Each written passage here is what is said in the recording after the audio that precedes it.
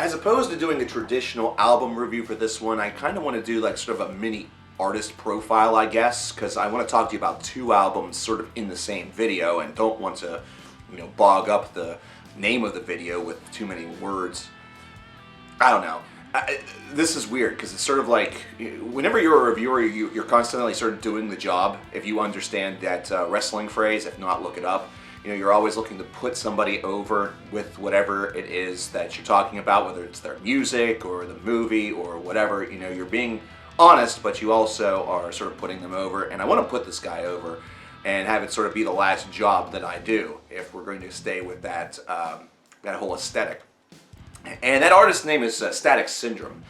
He's an artist from England, and for those of you who are familiar with the CKN chats, the streams, you know that he has popped in and out throughout the past couple of years under the same moniker. Now, as far as music is concerned, Static stuff he's a bit of a sonic traveler. He's somebody that is exploring the musical solar system that has a lot of psychedelia and electronica as its real base of operation. And this has been seen with both of these albums in some different ways.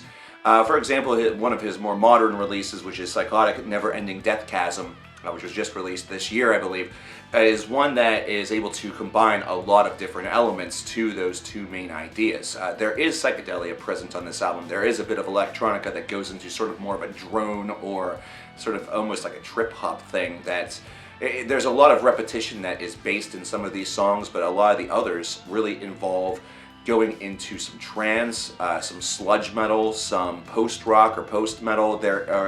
It's one of those releases that the term avant-garde feels like it would really work, but the term experimental feels like it almost works just as well. So maybe both of those are well done, but you have to throw in the term psychedelic 100% because that is a keynote feature of these albums. And these are songs that are ranging anywhere from a couple of minutes long to its longest being 12 minutes. So you can tell that there are complex patterns that are being really studied within this music, not to mention the composition is one that is sort of breaking the rules while also supporting the rules all at the same time. And I think that's one aspect about Static's music that I really enjoy, considering there is a lot of reference to some of the tropes of the electronic genre, but then they are immediately thrown out the window and he's aiming to blaze his own trail. It's something that's very unique and is sometimes, I think, undershadowed by some of the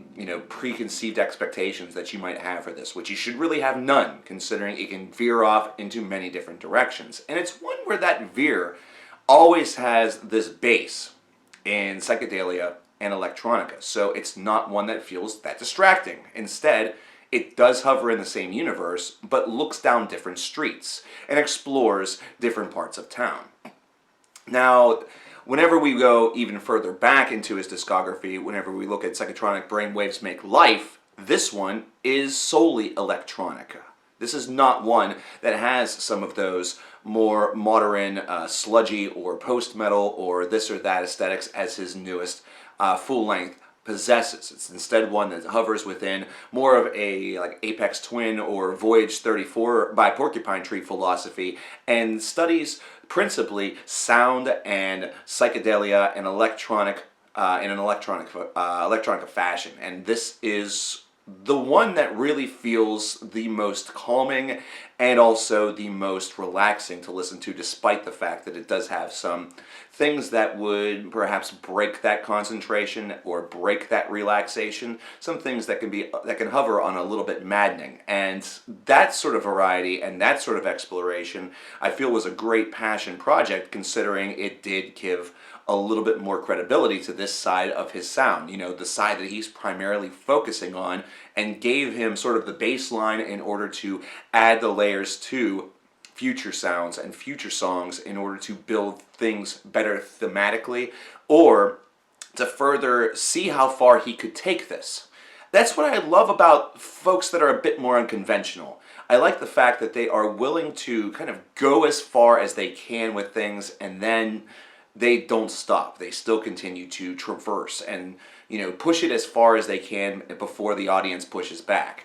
And this is one where I don't think he's even scratched the surface of just how far he wants to go. His aim is to make music that sounds like a color that they do not, you do not recognize, that we do not recognize. It's a very sort of obscure little, almost very Timothy Leary style, description that is talking about being unique and being at a point where you see or hear something that you've never heard before. The similar aspect to an acid trip. And at times, these compositions feel like they have some of those qualities, and that they would be enhanced by some of those, recreational activities that we cannot promote on YouTube because that is bad. That is bad. If you do those things, you're bad because a website said so.